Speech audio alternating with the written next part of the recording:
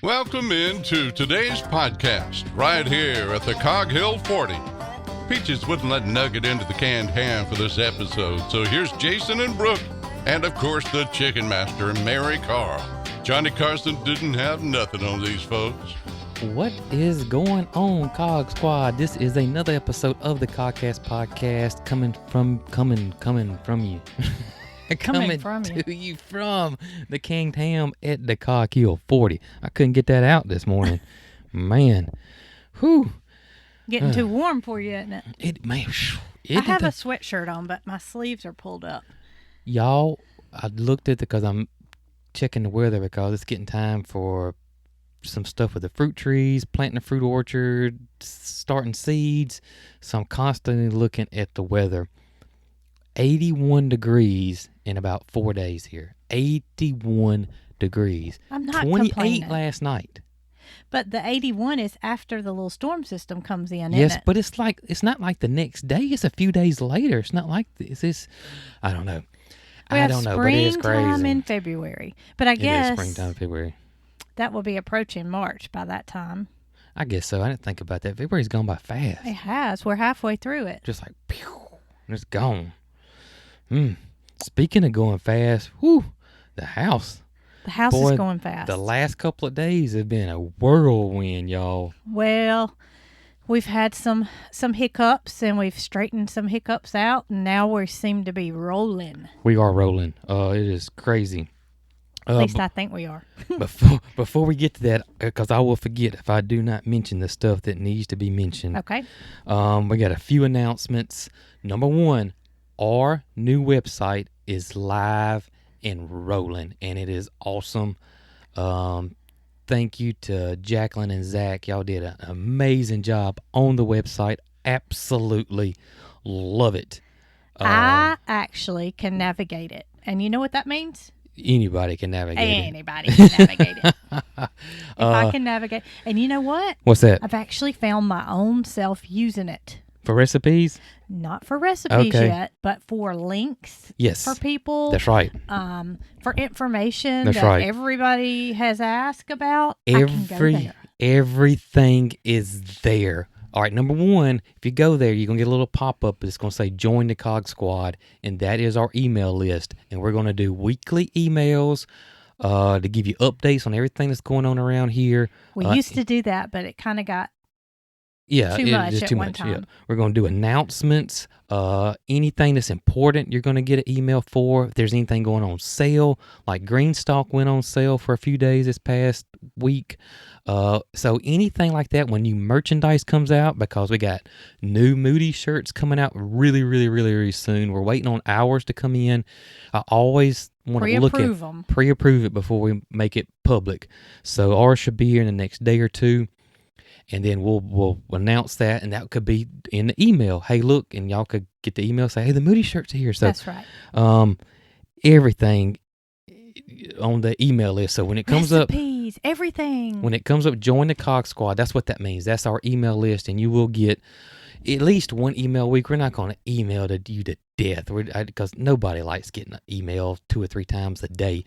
But it may be 1 to 2 emails a week, at most 3 if there was some kind of sale or some type of a important announcement on there. But everything is on our website: recipes, merchandise, hats. But our hats are not on sale yet because we have nowhere to store hats, nowhere to press hats, nowhere to do anything with hats until we get moved into our house. We could do them once we get the garage built and Maybe. enclosed. We'll have to see. And hats have been hard to get to because of COVID. Other things on there is Meet the Animals. So there's animal bios on there. You can go see all the animals.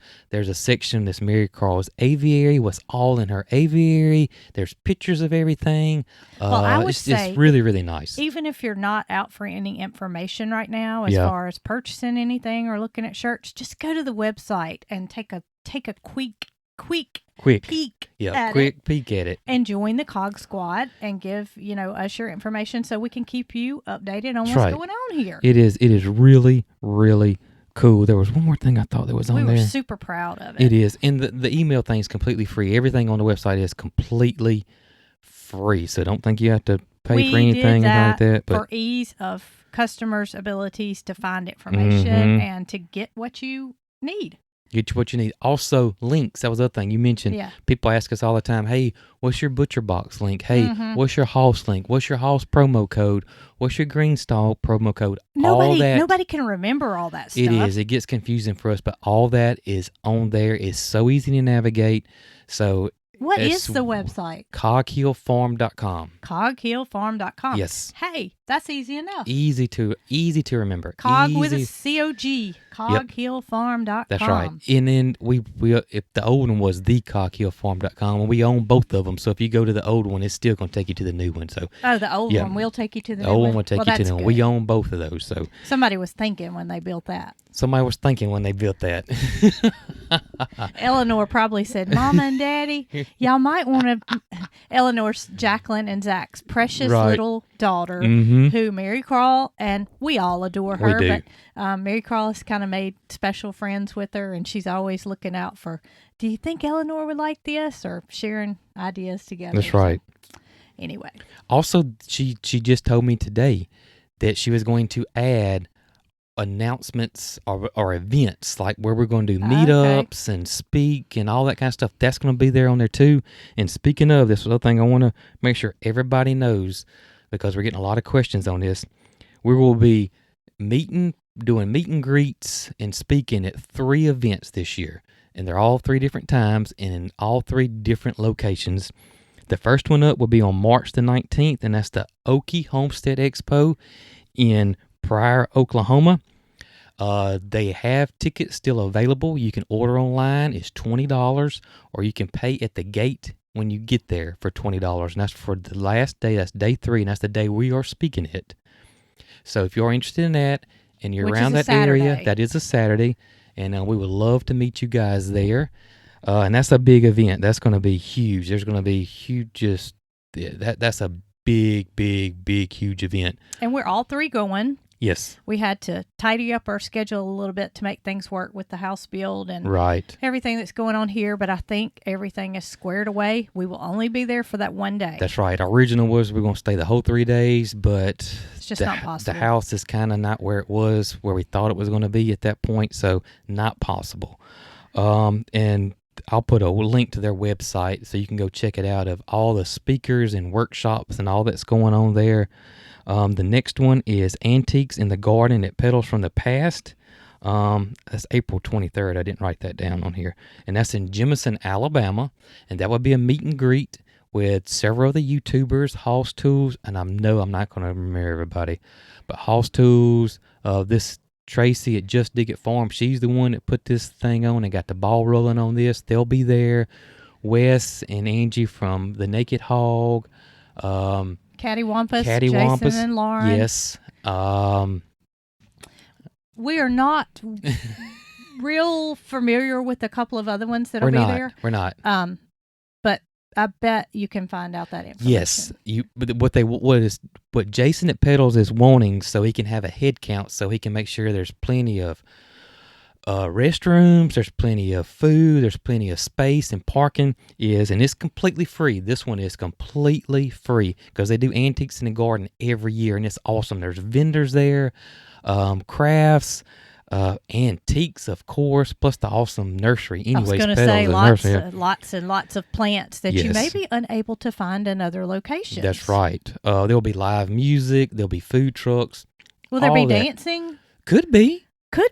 Could be some dancing there. Marycarl's going to dance. Oh, gosh. She would have a... She would not like it if I said that.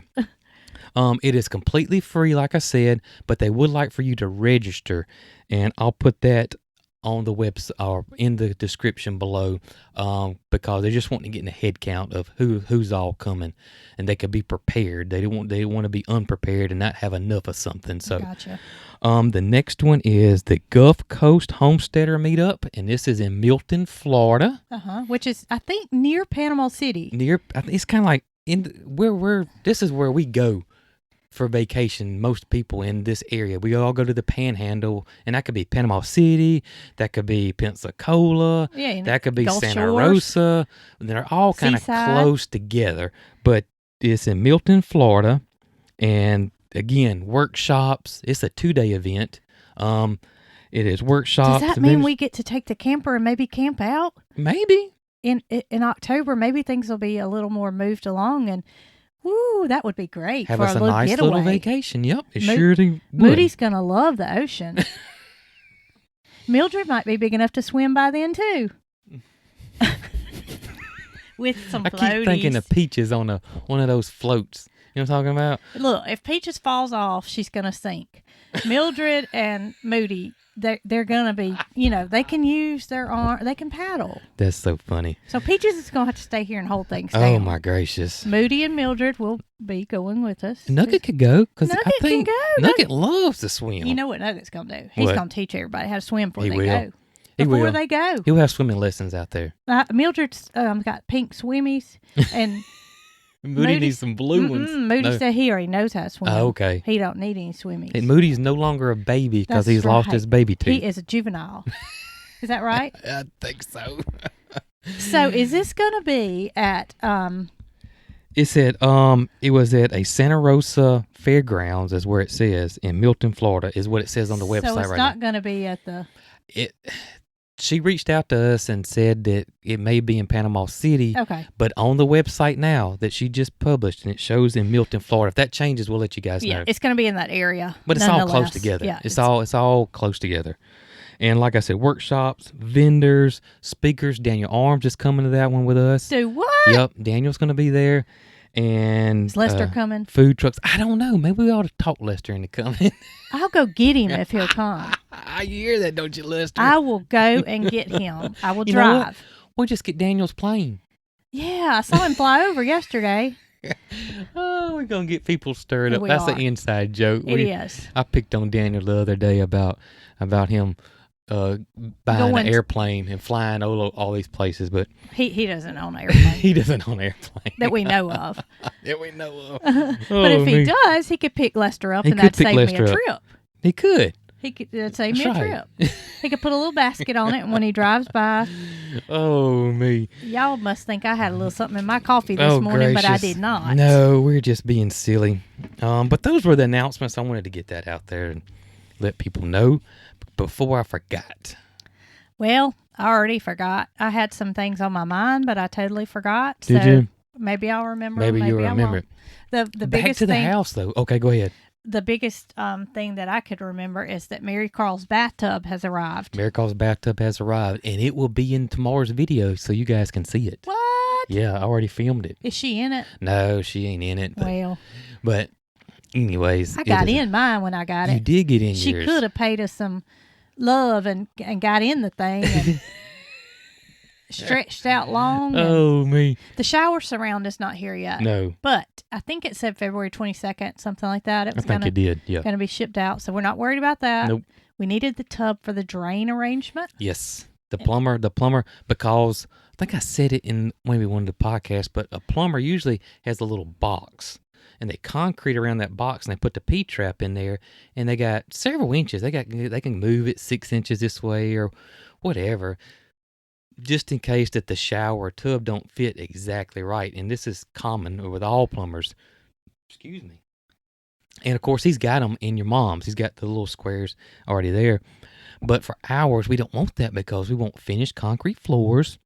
And the drain comes up out of the ground. And it'll be visible just a little bit. Yeah. And so it's got to kind of hit just right. And he said it wasn't no big deal. But he did want to have the bathtubs. But probably would like to have the tub so he can get the plump, just in kind of the right spot. So. Well, that's no problem because it's sitting out in the yard right now. It is. And we've got to get it to storage. We're going to take it to storage, but we'll probably have to go get ours. And they're not heavy because they're acrylic. Yeah, we just need to find a place to put them here until he gets his measurements exact. Right. And then we can take them I may back. ask him today. I think you should. Yeah, I think I'll ask him today. Because I don't want to take it there and then bring it back. Right. Busy day today. This will be everything in the next video. Y'all can actually see what's going on. But today alone, y'all, listen to this. We had Brent and the builders are here working on the barnuminium. That makes me laugh every time you say that because I'm Brent thinking of builders. Bob the Builders, Brant the Builders, Brant and the Builders. Brant and the Builders. We got Russell, the plumber's here. Greg and his crew are here. We got the concrete guys are here. We got Pest gutter control. The termite guy's coming to do his thing today, and we got a gutter guy coming. That's 6 today. We're not used to having anybody do anything for us, but when it comes to building a house, that's kind of something that you have to reach out to other people for. Right. And while we are going to finish the interior of our house ourselves, I feel kind of weird with these people here doing stuff that I feel like I ought to be doing, but we don't know how to do it. We don't know how to do it, yeah. So we're just letting the experts take over. We're going to let the experts do it, yep. I definitely don't know how to pour concrete, and especially, it's crazy. You have in your mind, I can do this, I can do it. I watch videos, I can do it. But when you see a professional do it, for real, you're like, I'm so glad I let them do it. Well, concrete pouring is not on my list of things that I would not at all let myself do. And even after the plumber, it looks so neat and clean and nice. I'm glad that we hired a plumber because we'd probably still be on Mama's house trying to put the first drain in. Yes. No offense to either of us. We're both perfectly capable of reading and understanding, but that doesn't mean it would be absolutely correct. That's right. And that was my issue is I don't want to bust up a slab to fix a mistake that we should have hired somebody to do to begin with. And speaking of gutters, I did our gutters on the back of our house when we first built it. And it was the gutters you buy from Lowe's or whatever. It was total junk. It was. They were in several pieces. They were not seamless, and it always dripped where it was seamed no matter what. So that made it sag in that location, and we would put additional brackets to raise it. It was a complete disaster. So we ended up hiring a gutter company to come in and put a seamless gutter up, which made night and day's worth of difference. Because when you have a metal roof, that water is moving. It's moving. It's not like an asphalt roof where it slows it down. Them shingles slow that water down. That water was moving. So it was. We had to have gutters put on our other house, and we did them a little bit at a time. And we had a lot of issues with water pooling and such as that when we didn't have gutters. Yeah, I tried it. So we know gutters are a must. I sure tried it. And also, I thought about doing the termite treatment before, and I got to looking at the chemicals. Plus, I'd have to wear a respirator and, all that. Yeah, when you're dealing with that kind of stuff. But by the time you look at the chemical, and it wasn't that much difference in price in doing it yourself and letting a professional come do it. It was not much difference. I was kind of astonished at the closeness of the price. And when we actually realized how close it was, I was like, this is a no-brainer. I picked up the phone and called a local pest control company. And here in the South, we do have a lot of termite issues.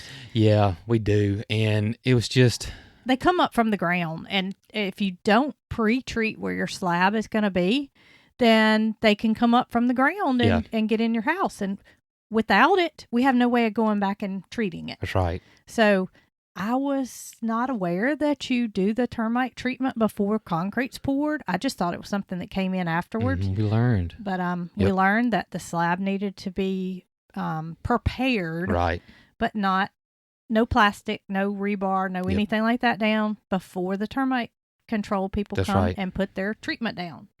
And is that something you need to take care of? No, you said termite, and he's coming today, and I lost track of time. He's coming at 1 o'clock. Making sure he wasn't going to pop in while we were doing the podcast. Well, that was one reason I asked you about what we needed to do on time. Okay. And we're good. We're good. So he's going to come today, and he's going to do them at 2 separate times because my mama's slab is roughed in for plumbing. It's ready. In the garage. But ours is not. Ours is not. So he's going to do them at 2 separate times because the slabs will be poured at 2 separate times. Right. And that's just the way it is. So I'm expecting Monday some walls to start going up. What do you think? I think you're right. That's what I'm thinking. I'm thinking we're going to have some walls starting next week. We're going to have some walls starting next week. And I called yesterday. My guy that I ordered the garage doors from back in June. I really do believe it was June. Wow. Okay.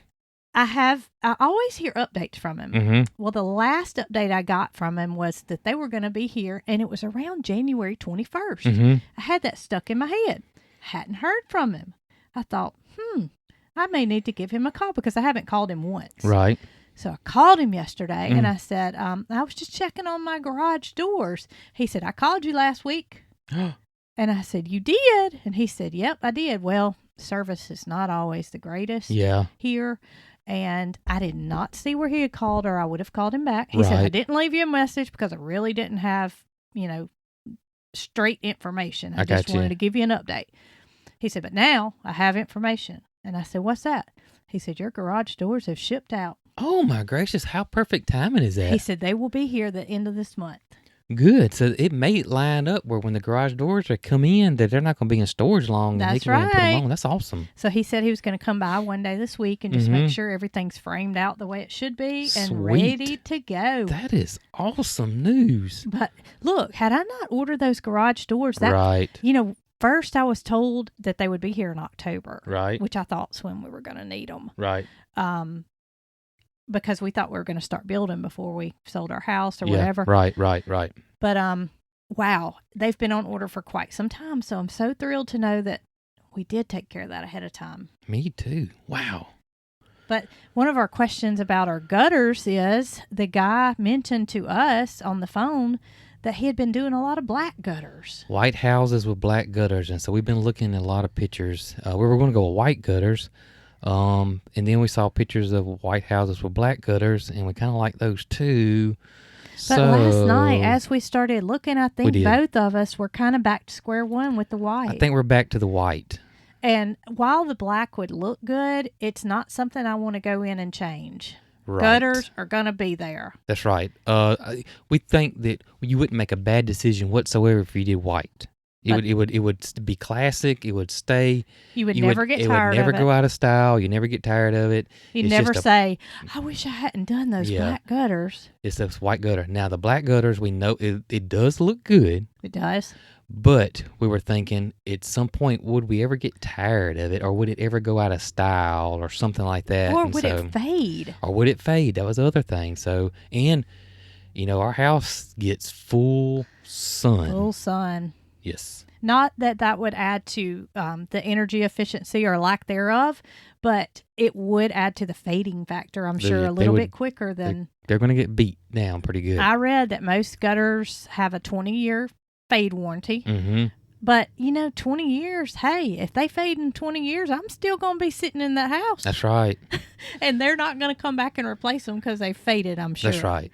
I wouldn't ask somebody to do that. It'd be a personal preference right. as to if you wanted to take that chance or not. So we're kind of leaning towards the white gutters. He did tell us that he was putting some on a house today. Close by. That we could go by and look at. So and we probably will. Yeah, I think we should do that later this afternoon. It may or may not influence our decision. Right. But we're going to have a lot of wood. Mm-hmm. A lot of wood color, I guess you would say. Like a dark stain. Our doors will be wood stain color. I think it's called walnut. Our columns are going to be the same color. And we're doing big 8-inch columns for the porches. I think it'll be enough breakup because you got two big garage doors over. And they're going to be the walnut color. I think so too.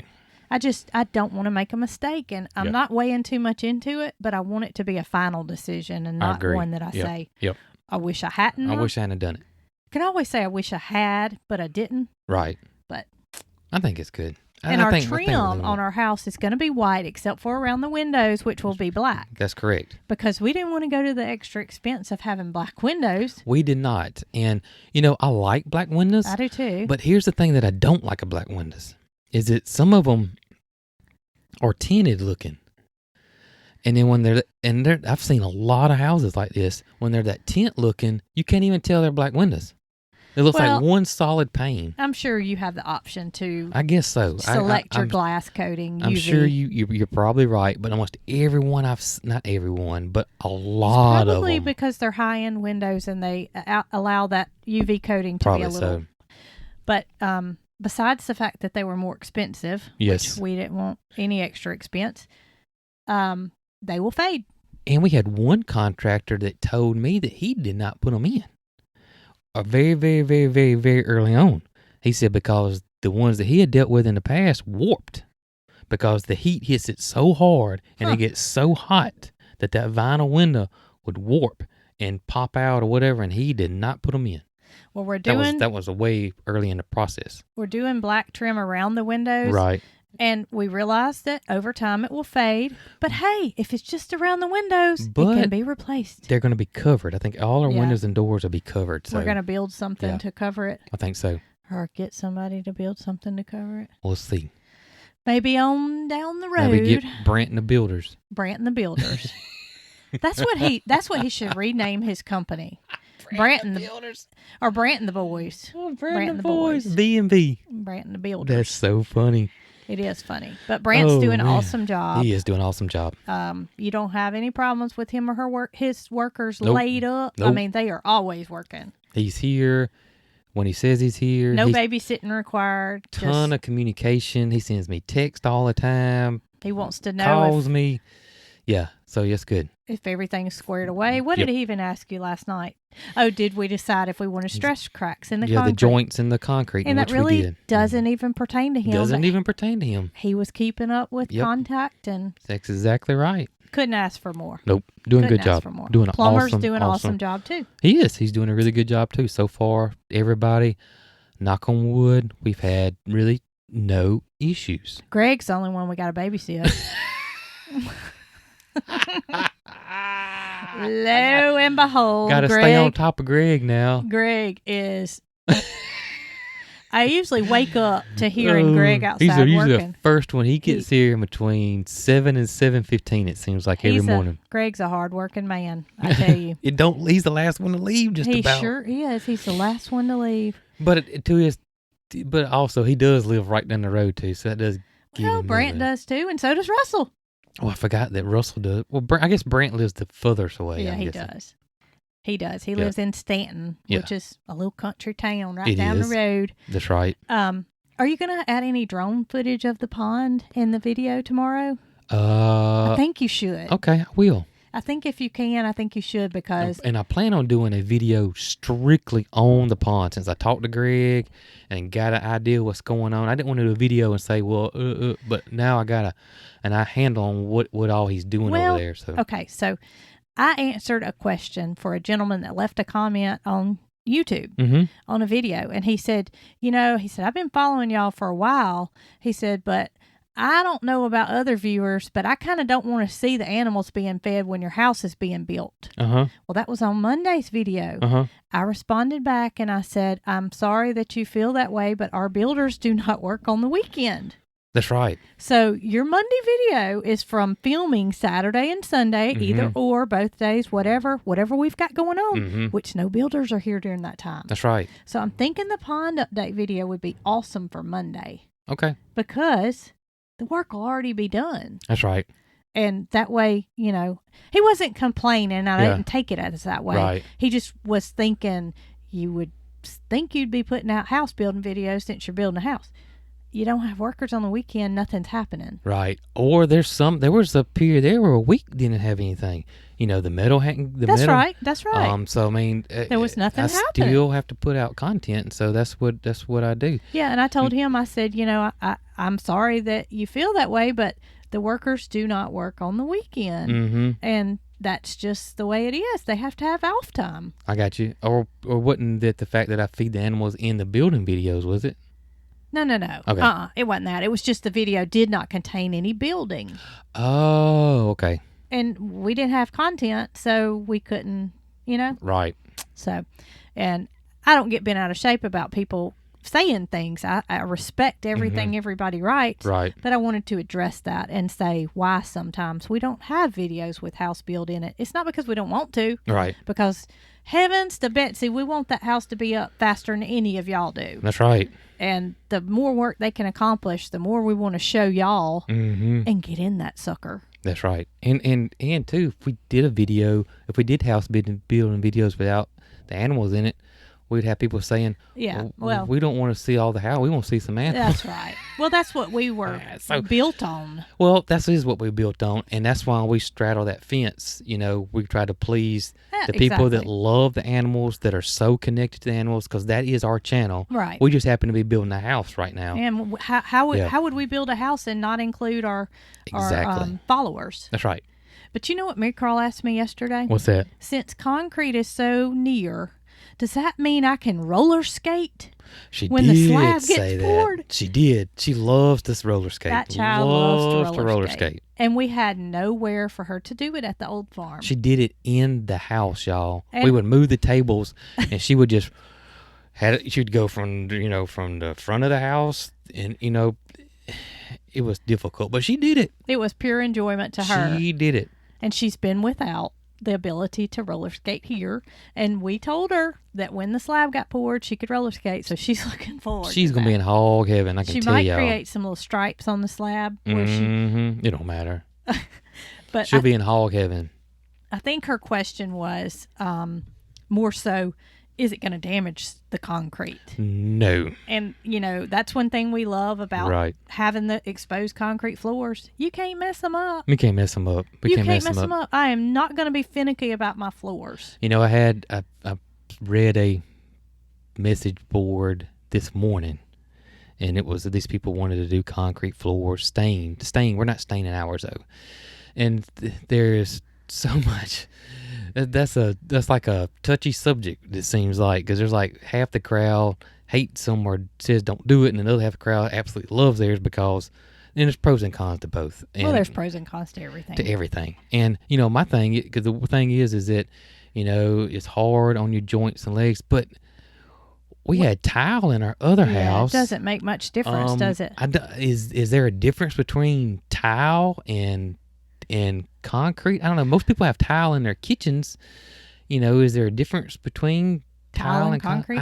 I tell you what, we're starting out with concrete because that is what our heart's desire is. Right. If in the future we decide to change it, that's right. We don't rip up the concrete. Nope. We put floor on top of the concrete. That's exactly right. So whether we're making a mistake or not, we can change it. It's not like it's something that we have to rip out. But what I read is that the people that loved it seemed like they were more like us because they had animals, they had kids, they had, and they said it just held up so well. And that's what I want. I just want the durability. And like I said, if we decide, hey, we may be 55 and decide we want a carpet throughout the house, we can do that. We can do it. We can do anything we want That's right. Because it's ours. And it's going to be cold, but I'm going to have my shoes on. But the thing about the cold is that I would say 2 months out of the year it's cold here. Yeah. Then you got 1 month out of the year, or 2 months, 1 to 2 months out of the year that it's comfortable. You're saying you're going to appreciate that cold. We're going to appreciate that cold floor when it's 110 degrees outside. You're right. For 6 to 8 months out of the year. You're right. That's what I keep thinking. Well, I don't see how we can have regrets about it because it can be changed. We don't have to tear nothing up, rip nothing up. We can just put on top of it. It won't require. Nope. Mama has decided that she does not want exposed concrete. That's right. Which she did initially, but she's decided that she does not want it, and I respect her decision. Mm-hmm. I asked her yesterday, I said, Mama, are you sure you don't want exposed concrete? Well, I'm not 100% sure. Yeah. I said, well, we kind of getting down to the nitty gritty. She's gone back and forth on her floors. It was wood, then it was concrete, then it was wood again, and so we'll see how it goes.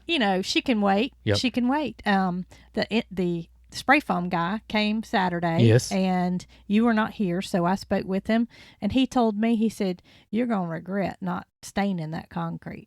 He said, you and Jason need to go over to that store on 31 in Prattville, and y'all need to talk to him about it. It's just a personal preference. I like the gray color of the concrete. I just like the way it looks. I think it's a personal preference too. And when he said that, I thought to myself, well, that's the way you feel, but we really want to just do the concrete. Yeah. And that's something we could go back and do. We can go back and do it. You can acid stain at any time. That's right.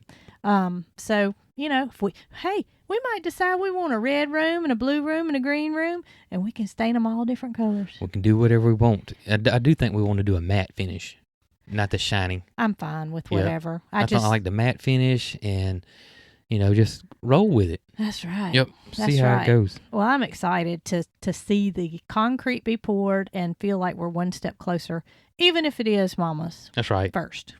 Yeah, that's right. It will be hers first. It will be hers first. Her house will be finished before ours for sure. That's okay, though, because that's okay. She will be paying somebody to finish her inside, whereas we plan to do most of ours ourselves. Mm-hmm. Hers is so small, though, it shouldn't take much time. I don't think it'd take that much time. I don't think it will really either. Don't. I'm giddy, as you can tell. Yesterday, I kind of turned the tables once I saw so much being done at one time, and I realized that we're going to have some windows and doors up before we know it. It started moving fast real quick. That's my biggest excitement. Your windows and doors? Windows and doors going in is going to be the turning That's funny. point for me. I'm going to feel like move my bed in because I am here. That's funny. You know? I mean, I'm going to feel like it's done. Right. Even though it's got a long way to go at that point. It does got a long way to go, but you will, it'll be a huge, it's going to be crazy to have windows and doors and a structure that we can use and go in and do whatever we want to with. That's right. Yeah. It'll be enclosed. I mean, our garage is going to be up before we know it. Yep. It really is. So we're going to be emptying pods sooner than later. That would be awesome. And I have a feeling my junk is going to go bye-bye. I have so many things in there that over this time living in this camper, I've realized that I do not need. That's and I right. talked about this on a podcast. I'm loving living simple. I'm loving it. It's so easy to pick out clothes when you only have a red sweatshirt. Or, you know what I'm saying? It makes life so much simpler. And I'm not a complex person, and I don't want to be. Yeah. The whole clothes thing is crazy. So I'm going to shut up and let you talk for the rest of the podcast. You believe that, don't you? Yeah, that's right. I do want to, we had some people that mailed us some questions. Yeah, I told you I was going to hush, didn't I? Yeah. We have had a gift opening since our last podcast. That's right. And some people mailed us some questions, and they may have been in a letter, they may have been in a gift. Come what may, we said on that gift opening we would answer some of them. So, we would answer some of these guys because, I'm assuming that they don't know how to ask a question via social. That one they of them mail. is Miss Wanda in New York. Okay, she knows how to email. But just the fact that they wrote a letter with questions in it, we just thought that was pretty awesome. Yeah, I mean, you want to go above and beyond for your people that follow you and say that you bring them love in their life. And absolutely. So anything we can do to... Yeah. All right, so we got some questions here, and one of them was, what happened to the fence? This is going back to one of the old videos at Little Cog. We had a fence and had that rose that grew beside it. It didn't grow on the fence because it wasn't a climber, or we didn't train it to grow on the fence, but it was an antique rose that grew along that fence in our front yard, and we took that fence down. We took that fence down because we put in some dirt, some topsoil, and some sod in there, and we didn't like the way we did like it, but then when we took it down, because we had to get the sod in there and the dirt in there, we kind of liked it without the fence. Yes, and there were so many times where, like, I might have loaded the lawnmower and backed up to that little terrace area. I could back up there, especially when we were working here. I could load the lawnmower into the back of the truck without using ramps. And so it was a lot of times that we just needed to access the front yard. Plus, getting the lawnmower in and out when that fence was up was terrible. It was. And so that's why we didn't put it back up. We thought it looked better after the fact. And we thought that I know it made reason. It more... What? Okay, so the driveway had the little turnaround area, and there were times that we would come in with that 20-foot trailer. Yes. And so when I backed up in the turnaround spot and went to go forward, I would just about touch that fence and before I'd have to back up again. Well, not having that fence there, I could go an extra foot and get turned around. So ease of That's it. But we left the rose there. The rose was still there because it wasn't trained on the fence. So it's still there, isn't it? It's still there. Well, I haven't been there in a little bit, so I can only imagine the green that it must be putting out, thinking it's springtime. It is fixing to probably explode pretty soon. Another question, this question gets asked a lot, and I do answer it when I see it, on social media or whatever, but why do some of our chickens have leg bands and some of them don't? I think most of them do now. It's just, Marycarl just thinks they're cute. She thinks... That's basically it. It's her identification, for lack of other way to say it. It's her favorite chickens. Her favorite chickens would get these little bracelets, per se, And she, there were times when she would have two of the same breed. Mm-hmm. She would put a band on one of them and say, this is Lily and this is so-and-so. Right. And that would allow her to distinguish between the two. So basically just for her. Yep. That is, that's what the leg bands are for. There's no really specific special meaning about them whatsoever, be honest with you. Thank you, Cynthia, for the questions. That's right. Are these from Miss Wanda? These are from Miss Wanda. Okay. And they're good questions. And I think a lot of people probably want to know some of these questions. So one of them was, do you have to pick up all those feathers that are flying around the pastures in the yard? No, they're either molting, compost or go back into the ground. But yeah, the chickens and geese were molting pretty hard. If you guys notice, you don't see them quite near as much now. Yeah, at one point it kind of looked like snow out there. It did. But now they've kind of stopped molting. Mm-hmm. You might have a random duck or goose here or there that will molt at an odd time, and that contributes to the feathers. Do we have to clean the roosting poles to remove the poop? Okay, so we are using the big school bus. Yes. The Cog County school bus for chickens, and we put the wire mesh down in the bottom, which has been super easy to clean so far. Super easy to clean. The drop-ins just drop off of their perch, which is the roost, into the bottom on the wire. Marycarl at one point wanted to put shavings down. Yeah. Jason and I were like, look, girl, you're not the one that cleans this coop out. Shavings will make it more difficult. It will. So what you and I take turns doing, I did it Saturday as a matter of fact, is taking a shovel, scooping the poop up. When we do that, there may be a little poop that's accumulated on those roosts, and I just take the flat shovel and turn it over and scrape it off. And I got in there with a water hose this weekend and sprayed all the roosts down and sprayed the bottom of the coop out. And just drain at the bottom of the... Just drained out the bottom. And it looks just like it did when it first got here. It does. That has worked out well so far. If y'all know us, then you know that we try to keep a tidy farm. And, right.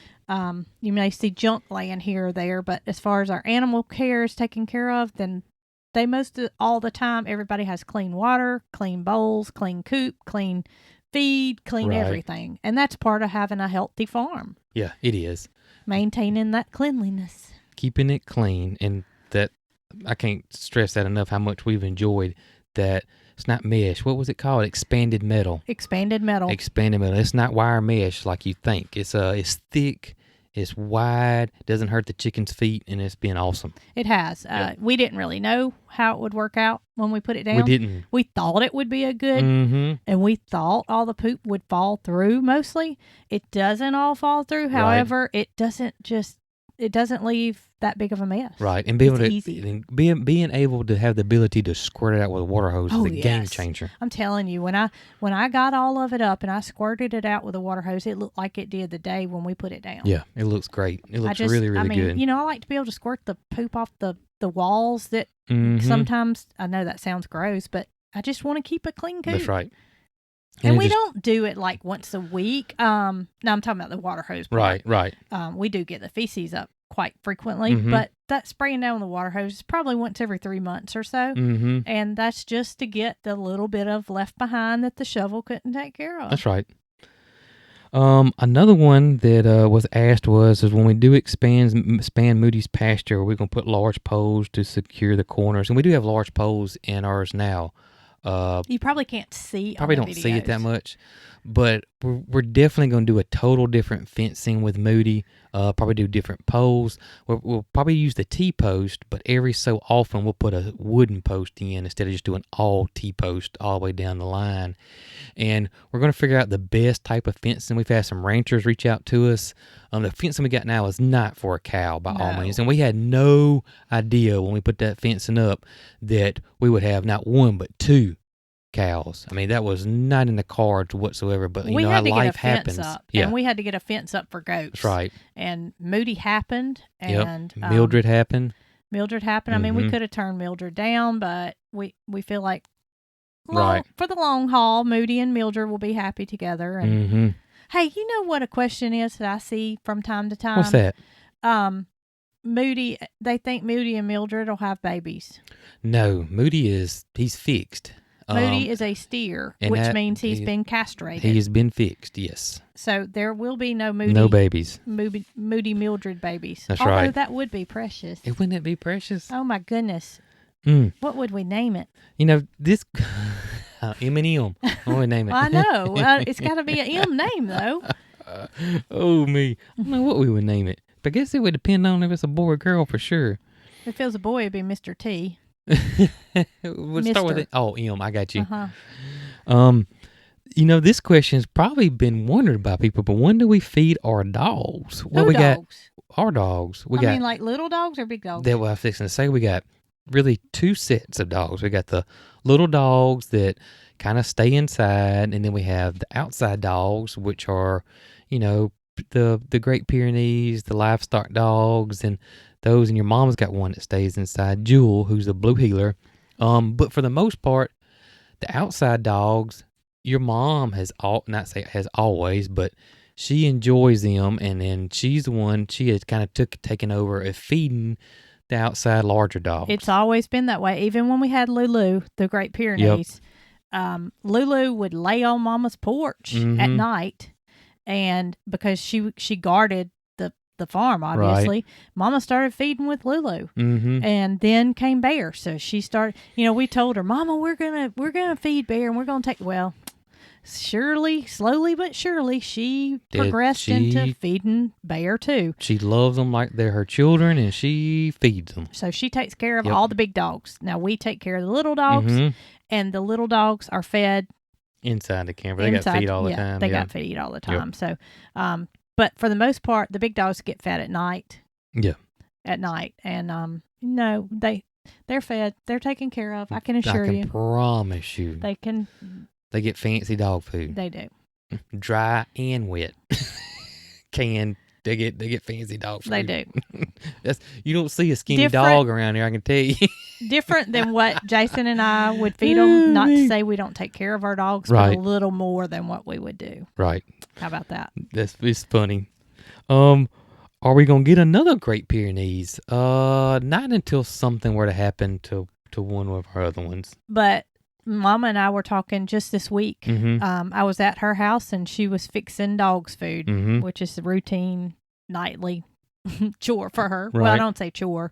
Nightly routine for her. I was taking a shower, and so she was feeding the dogs, and I sat around and chit-chatted afterwards, and she was talking about the dogs, and I told her, I said, you know what? I said, I'm really, really surprised that we haven't had predator problems since we moved to the 40. That's right. I said, even though the fence is kind of double fenced, is what I like to look at it like. Yeah, it is. I felt like there was going to be some issues. I feel like there's going to be some issues too because it's so big. Well, there was a time after we first bought the property, we pulled up in broad daylight, and there's a coyote standing out in the field. And we hear coyotes. We hear coyotes. And we have actually seen a maybe abandoned fox den on our property. And so we feared the worst, which I guess that's natural to fear the worst. I shouldn't even say this, but the Pyrenees have done a tremendous job. Awesome job. And awesome. Sunshine too. Sunshine too. Sunshine, she does her part as well. She's not a livestock guardian dog. And she just come from the shelter. She's just a... Sonny came off the streets, and I don't know how she knew to not harm a chicken, but she's never attempted. Nope. She's never, and our cats have never attempted. Nope. Somebody asked, how do we train our barn cats to not hurt the chickens? Never had any interest. Yeah, never had any interest in it. So my point is when Mom and I were talking, I said, Bear's getting on up in age. Bear's about 10 years old.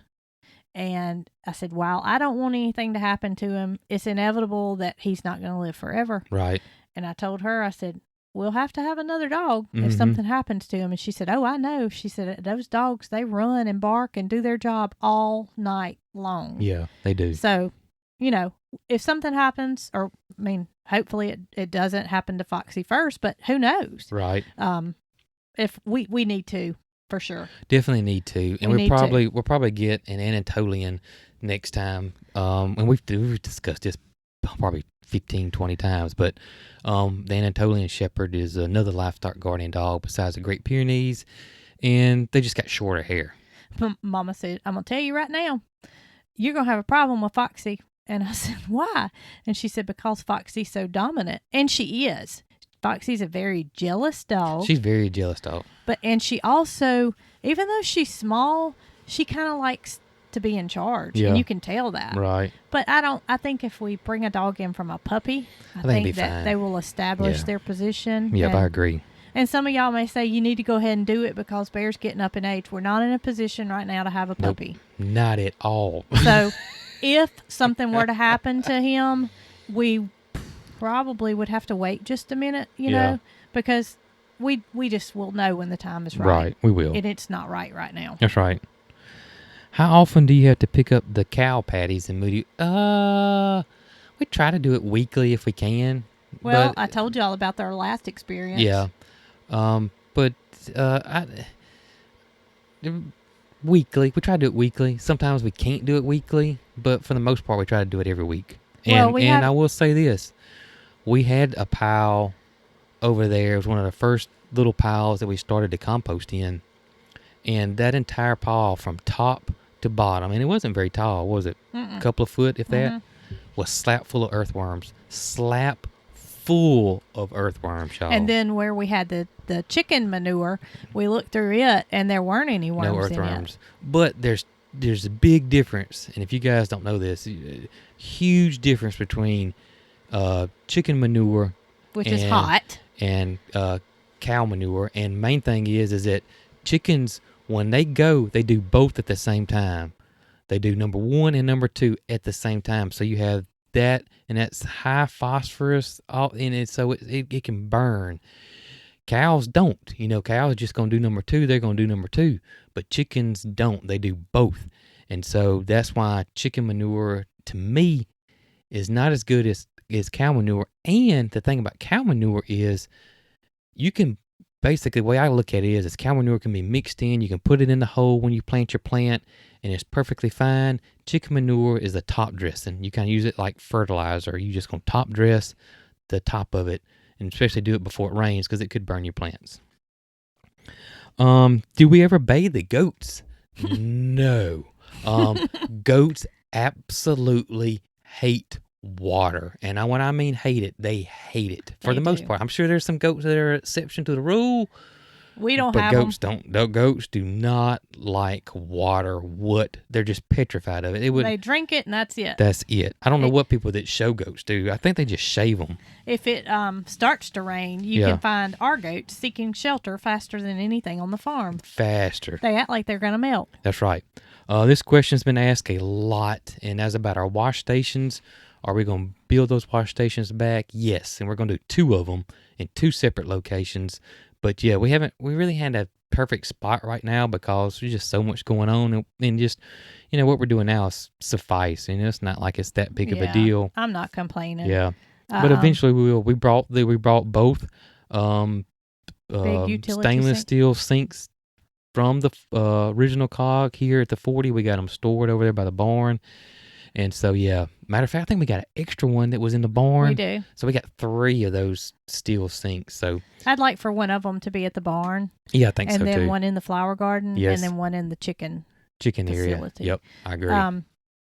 I just sometimes feel like I need a clone because we got a lot that needs to be done, and people recognize that we need to have things done. But I don't think they realize the time it takes to do everything that does get done. You probably don't, and I don't think people that the YouTubers know that do this, but I don't know how much time it takes to. We're doing a video almost every other day, basically, what it amounts to. But every day, counting the podcast, except the weekends, we're 5 videos a week, and if there's a gift opening, that's 6. So we have to film that video, which could take 3 hours. We have to edit the video, which takes me 3 hours or 4 hours. And so it takes up so much time, and it's not like it's consistent. Like if I do a video of the build, well, these guys are here all day. I got the camera rolling all day. I'm moving the camera. I'm adjusting the camera because I don't want to miss something. And you have to wait till they're gone at the end of the day before we recap and tell you what happened. Before you tell you what happened. So he can't start on that video until the end of the day. And then there's so many days when I'm sitting and I'm twiddling my thumbs and I'm thinking I should be doing this or could be doing this, but I need help doing it. And I told you this morning, I said, look, I think I can get the barn a little bit straight if you can help me move some of that heavy stuff out. Right. Because right now I'm having an issue is I can't pick all those blocks up and move them outside without creating a neck issue. And, you know, even though I feel a little handicapped in that predicament, I want to stay busy. And I don't want to be sitting saying, because I know things need to be done. It's just I'm not in a position where I can do them all by myself. Right. And too, you know, talking about that, we got the Purple Pigeon Palace, we got the fruit trees need to be planted, we got seeds that need to be started, we got the flower farm that's going on, we got a house that's being built, somebody's got to talk to the contractor, somebody's got to talk to the subs, they're constantly asking questions all the time. You got to go to the grocery store, you got to feed your child, you got to homeschool. Homeschool, I do math, you do everything else.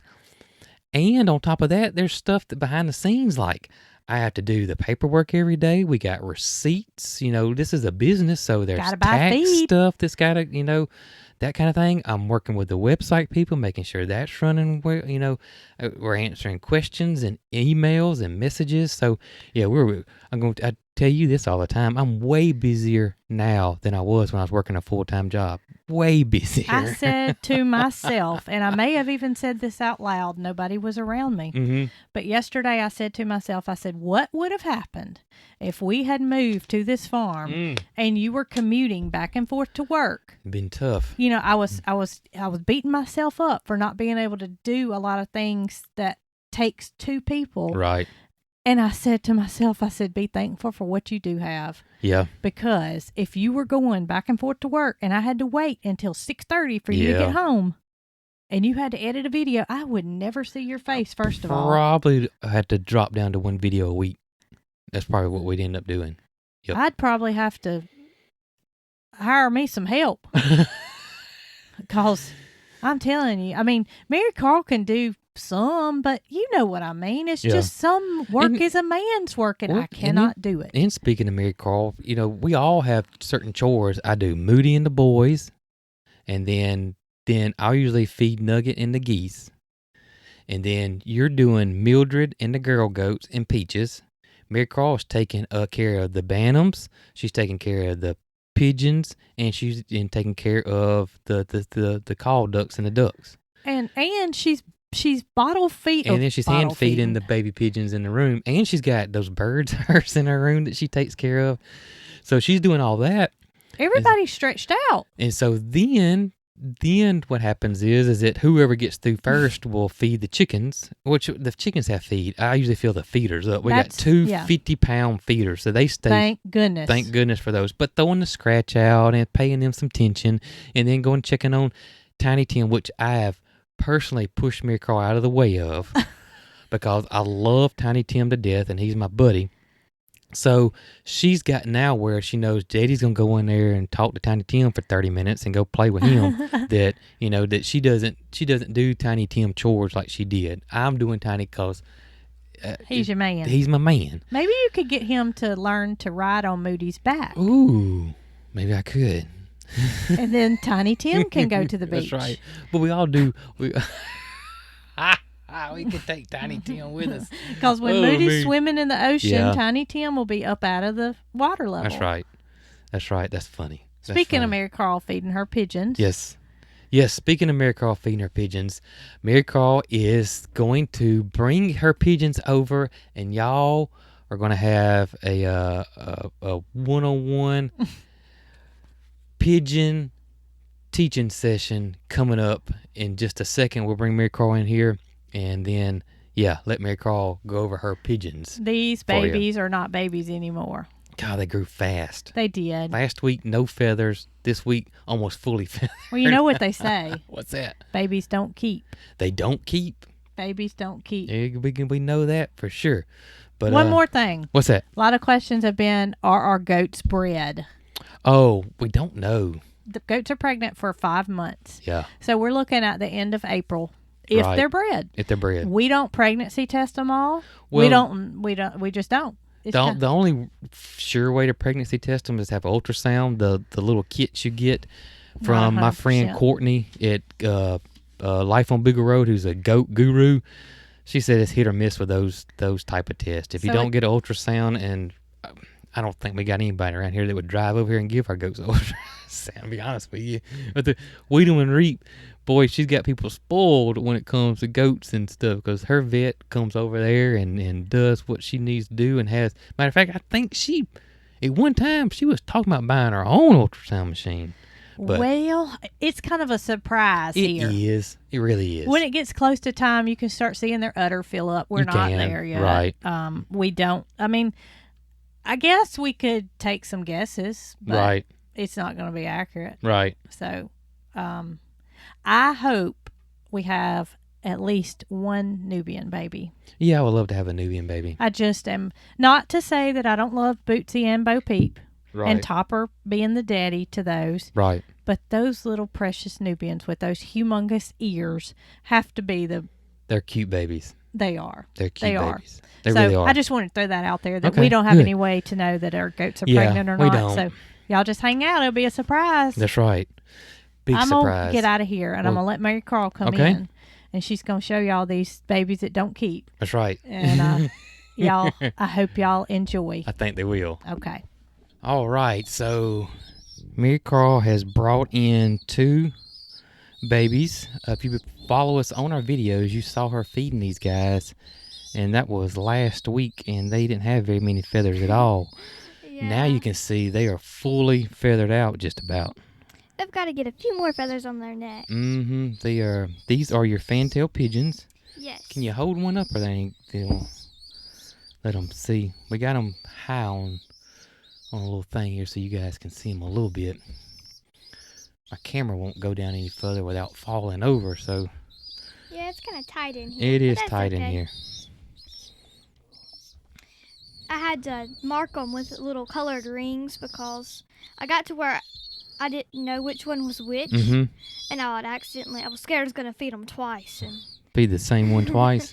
Yeah, I didn't want to do that. They do look pretty close. This one's got a little more white on it. Yeah, this one is either going to, you see right there? Yeah. I don't know if this one's going to be a bar or a barless. I got you. One of the two. And then this one's a checker like the parents, red checker. Okay. Now, these are your Fantail pigeons, and what are their names? I call this one Bean. Bean? And this one is Paloma, which is pigeon scientific, something about pigeon. I got you. I don't know if it's Spanish or what. It's something pigeon. I got you. Now, these you've been hand feeding since they were 2 weeks old. Actually, they were about a week and a half. Okay. But yes, I've been hand feeding them. They get baby bird formula. I've been letting them pick up seeds and eat a few or whatever they want to do because right now they can't necessarily pick something up and eat it. And they can't fly yet. They can't fly yet, but they do flap their wings. But they're probably a week away from flying, you reckon? Yes, they're about 3 weeks old now. Okay. I wish I'd have looked at my little book. I would have seen when they hatched. I think they hatched on January the 24th. Okay. It is, how many times a day do you have to feed them? I think it's about 4. 4 times. Yeah, I do it about, I don't know. Really, when their crops get empty. That's when you do it? Yeah, you can feel their crops, and if it's like flat, feels like a flattened balloon. That means they need to be fed, and you can also see it they just look flat. Got you. But right now, you can see, I just fed them. You can see how big their crops are. It's pretty much their chest. But they always act like they're hungry. They're in a time when they're not hungry, I don't think. So you can't trust a baby bird. Yeah, they're going to tell you. Peaches. Yeah, kind of like Peaches. You can't trust Peaches. Peaches will tell you that she hasn't been fed, and I can ask Mama, and Mama said, yeah, I just fed her. So, yeah, you can't trust Peaches at all. Not at all. Now, how hard has it been to hand feed them? I mean, I don't recommend going to grab a baby pigeon from Walmart and bring it in and hand feed it. I mean, it's not hard, and it's not easy. I got you. Like, it's hard to get it in their beak because I'm using a syringe. Mhm. It's like I have to open their beak, but they've gotten to where I can put my hand around their head like this, Yeah. and they'll open their beak up. See, he is doing it. I saw that. But one of them is not as good as the other one when I it got comes you. to feeding. She or he just like backs up and sits there and waits and screams. Backs up when I get ready to feed her. I'm like, why are you backing up? And two, you could put too much in there and they could aspirate, which would be bad too. Yes, you could aspirate them, and also you don't want to get their crops too full because it can cause sauerkraut. Ooh, we don't want that to happen either. Sauerkraut is pretty much where the food gets stuck in their crop and it ferments, Mm-hmm. and they could eventually die. Yep. I really don't know if there's a way you can fix it. The only thing I can think of with chickens is if you can catch Flush it, is to flush it out. You can massage it, turn them upside down, and see if they can regurgitate all that stuff in there. But Yeah, I don't know about pigeons. I'm guessing it'd be about the same. probably. But they'll be flying in about a week. Let me show you with their wings. I don't want to do it. Now, when they start flying, is that when you can put them in the Purple Pigeon Palace? They're going to have to be hand-fed a little bit more after they start flapping a little bit, jumping off the ground. So they'll just have to have their lid on there, too. I got you. Okay. I got you. So how long do you think before they can transition into the Purple Pigeon Palace? I would say about 2 weeks or so. I got you. A week and a half. Can you tell if they're boys or males or females yet, or just hard to say? So sometimes the male pigeons, with their necks will be a little bit wider. Mm-hmm. And this one, his neck's a little bit wider than this one. I got you. So Bean might be a boy. Yes. Okay. That's what I'm thinking. Because this one, you can see she's got a skinny little neck. They both look the same to me, but I'll take your word for it. And the pigeon, this one's starting to get its shiny feathers on its neck. I see that. It's kind of hard to see, but you can. Yeah. If you look hard enough, you'll see the purple. I got you. There are 3 subspecies of fantail pigeons. These are Indian. There is English or American. I have a pair.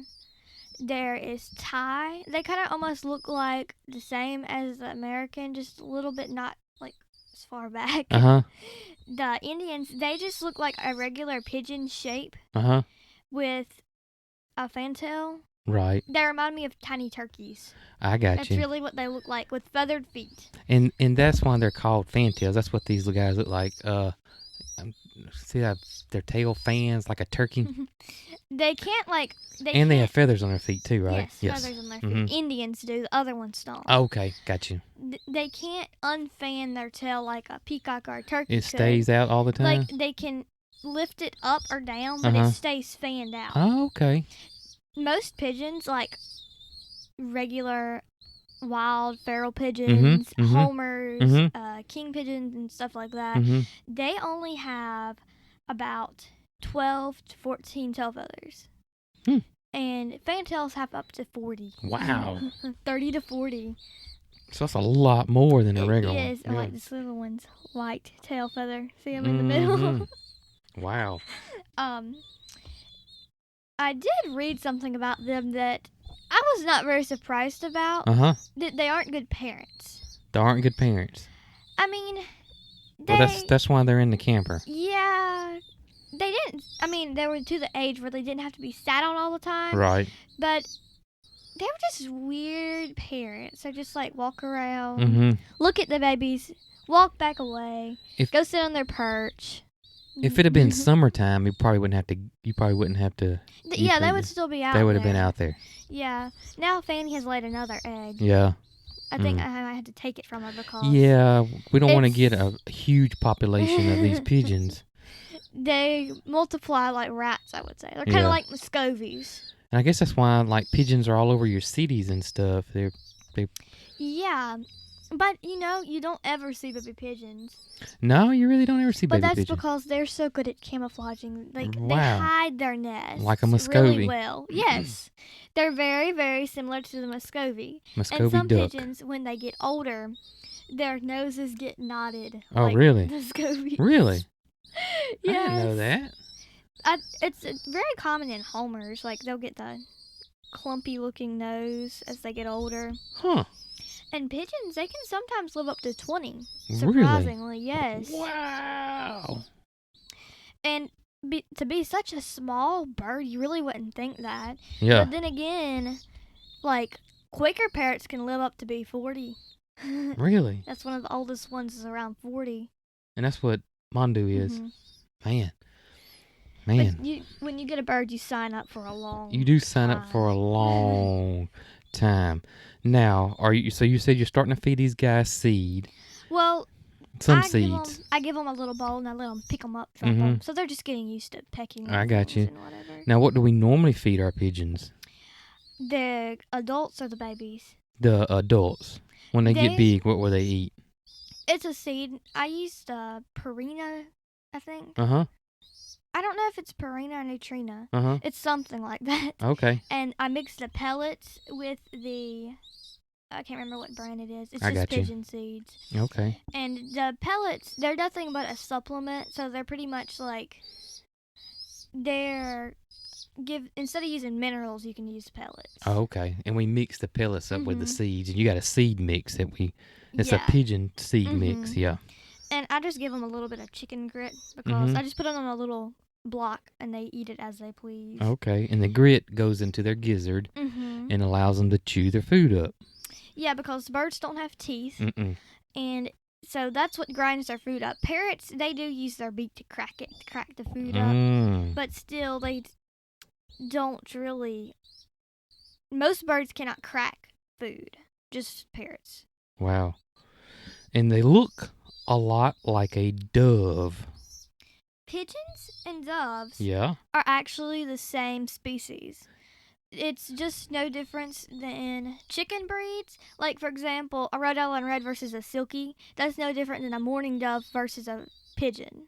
Same thing. And, I think a lot of people don't know that. They think of a dove, they think of, a wild type dove. And they think of pigeons, they think of those birds that they're in city lofts and on buildings and stuff. That poop everywhere. Yeah. And so it's just crazy that they're actually the same species. They're like you said, no difference between a Rhode Island Red and a showgirl or silky. Yeah, they look different. It's really no different. But they're still chickens, and doves and pigeons look different, and not that much difference, but they do look different. And I would say the Victorian crown pigeons I have. Oh yeah. If you didn't know we had them, that's what they look right. like. Now that's a different story. That thing. They look more like a dove in their face, I would say. Like, their face is a little more daintier than the pigeons. Right. Not that these things are precious. But right. They are cute. They are cute. They are cute. When they first hatched, I'm just going to say that they're not cute. Baby pigeons are ugly. I'm going to lie to you. Ugly. And that big old knot on their beak, as they're growing into it. But when they're babies, their beaks look really, really weird, almost deformed looking. They don't. Yeah, like if you didn't know what you were, and if you found a baby pigeon, you'd be like, "What is this? What is this?" They kind of look pelican? like a pelican mixed with a rat, mixed with a. It is weird looking, very, very weird looking. You can go back on Marycarl's Instagram account, and you can probably see some pictures of the baby pigeons, and that's MC Cog Hill Farm, right? All one word. All one word, and. They make good pets. Fantail pigeons do. There's a species of pigeons called owl pigeons. There's like Chinese owls, German owls, and something else. I'm sure. They make good pets too. Wow. A lot of your fancy pigeons are good pets. And why people own pigeons with the companionship, and plus it's fun, is a lot of people own them because it's big showbirds. I mean, these people just kind of like chickens. This showbird world, they're and they are some fancy pigeons out there. Let me tell you guys. There are some weird looking They pigeons. are some weird. They got some that's got curly hair. They got some of these humongous feathered feet, way bigger than the fantails. Like just fantail feet all are kind like of crazy miniature feet compared to the trumpeter pigeons. There's different kinds of trumpeters. I think it's English, but their feet are about this long. They're feathers. It is crazy. Marycarl started showing me all these pigeons, and y'all, it is. We thought, silkies and Polishes. We thought these were fancy, man. These pigeons, they are fancy. big time fancy. Tell you how many people say I've never knew that there were different breeds of pigeons. Oh my gosh! And I never did until a few years ago.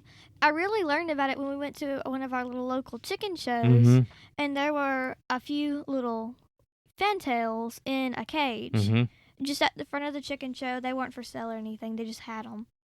I don't know what they were doing with them, but I've now figured out what they're called and what color they are. Right. Pigeon colors are a lot weirder than chicken colors. Like, this is called red. I got you. Like, chicken red's a little more reddish. It's a little more reddish. Like, it's weird. Like, yellow. Yellow's a pigeon color. Wow. It's more of like kind of like a cat orange color. Sorry. It's okay. Another thing, not only do they show them, people race them. It's weird. Like racing pigeons. And that's what the breed's called, is racing pigeons, isn't it? Homers, racers, same thing. Okay, homers and racers are the same thing. Well, I think most people probably know what a homering pigeon is, or a homer. And that's the ones that back in the day that they would put a note on and it would fly and deliver it. We've all seen that, and it sounds so romantic, and just you hear all these stories about it. But they actually race them hundreds of miles, these pigeons. It's interesting. And I guess they let them all go at the same place, and they all are supposed to end up at the same place, and the first one there is the winner. Is how that works. It's kind of confusing. I still don't quite get the point of it. Like, I don't really get it. Yeah.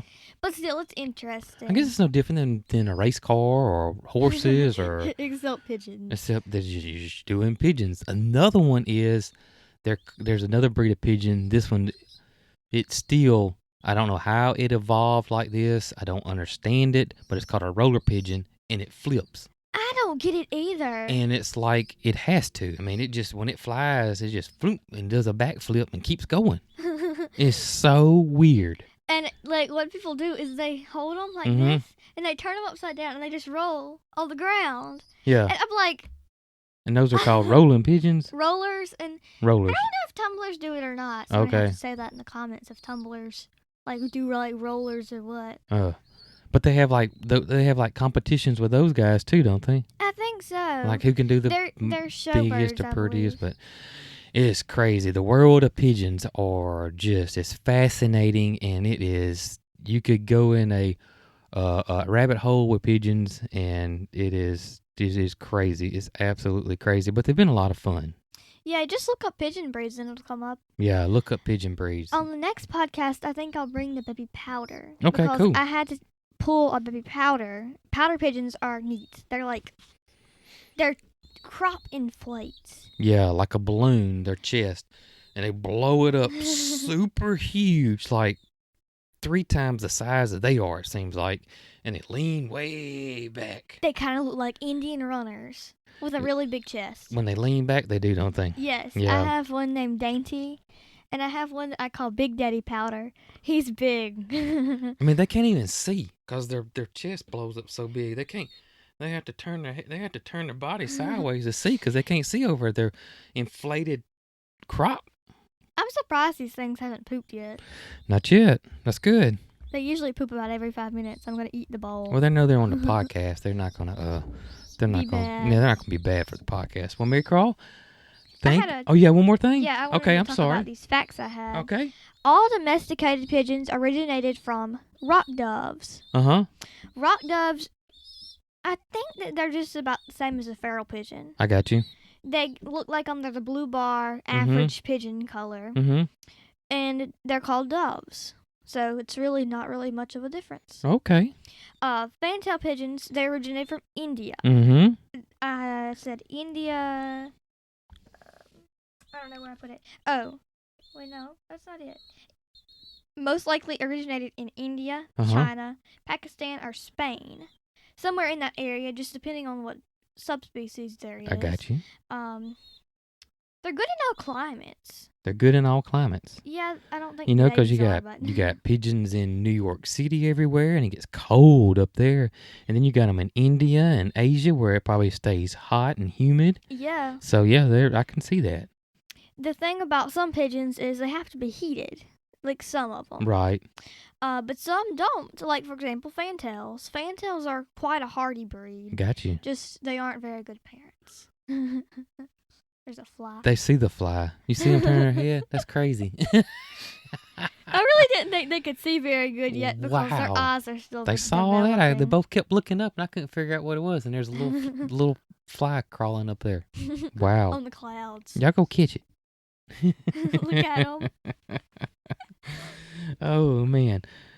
Well, you got any more facts there? I think you about hit it all. Fantails were one of the first fancy pigeons. Oh. I thought that was interesting. That is interesting. They're so soft right now. When they first hatched, they were like little prickly things. Mm-hmm. So that's one of the first fancy breeds. Yep. Wow. You don't know what year that was, do you? Did you? It was something BC. Oh, so it was a long time ago. Yep. Whoa, I was thinking like 1800s. I wasn't thinking BC. I'm pretty sure that's what it said. I might have just been in a hurry, but something like that. Wow. I think they're getting sleepy. Yeah, they are. Well, Marycarl, thank you so much for bringing Bean and I don't know what the other one's name is. Paloma. Thank you so much for bringing Bean and Paloma, the fancy fantails, in here. And I'm sure everybody enjoyed your fantail pigeon lesson today on the podcast. Yeah. Oh, and some people are probably wondering their parents. Their parents are Fanny and Jack. Fanny and Jack. All right. Well, yeah, they're fixing to go to sleep. That's why they quieted on down on us. Yeah. Well, y'all go take your little nap and have a good day. Well, how did she do? Marycarl, something else now. I just let her have it. I don't know anything about. Didn't she? I don't know anything about pigeons, and I just let her go with it because that's all you can do is stand back and just hold your mouth open and say, "How does that?" Well, just turned 12-year-old girl. No, so much. I don't know. When it's your passion, yeah, then you learn. You don't. Yep. You know, it just comes natural to you. It does. It really, really does.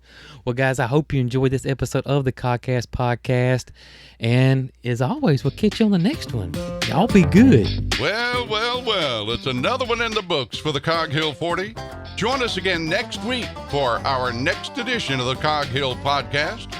You can follow us on Facebook, Twitter, Instagram, and TikTok.